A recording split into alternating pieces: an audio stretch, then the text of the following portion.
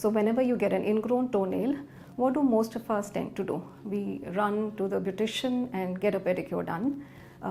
By the end of this video, you will realize that that is exactly the opposite of what you should be doing. Hello, this is Dr. Monika Rajpal, Senior Consultant Dermatologist with Apollo Hospitals, Noida. And in this video, I will briefly discuss a very common and a very painful condition, ingrown toenail. Ingrown toenail happens when a corner or side of the nail plate presses into the soft tissue of the toe and causes pain, swelling, redness, and at times infection.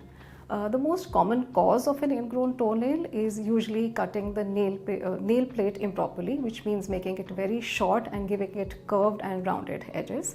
Other causes like a trauma to the nail plate, a fungal infection, or wearing very tight shoes which cause a crowding of the toes can also be possible reasons. At times people have a genetic predisposition to have curved nails and they often suffer from multiple ingrown toenails. Minor cases of ingrown toenails usually heal on their own, which means all that they need is home care and wait for the nail plate to go into its normal shape. Soaking the affected foot in lukewarm water for about 15 minutes gives good pain relief. There is a technique which is very easy to do at home, which is also called the taping or the band-aid technique, in which the pressure and the pain can be relieved by simply pulling away the overhanging skin from the nail plate.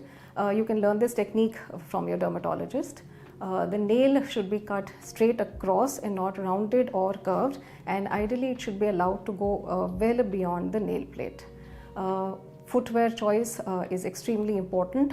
Either wear open footwear or footwear which is broader at the front, so that your toes have enough space to move around. If in spite of these measures your pain is severe, or if you notice pus, always visit your dermatologist. They'll probably first give you an oral antibiotic to settle the active infection. Minor nail surgery may be involved to remove the spicule which is pressing onto the tissue. And in very severe cases, partial nail removal along with the chemical destruction may be done. However, there are always chances of relapse even post that. Thank you.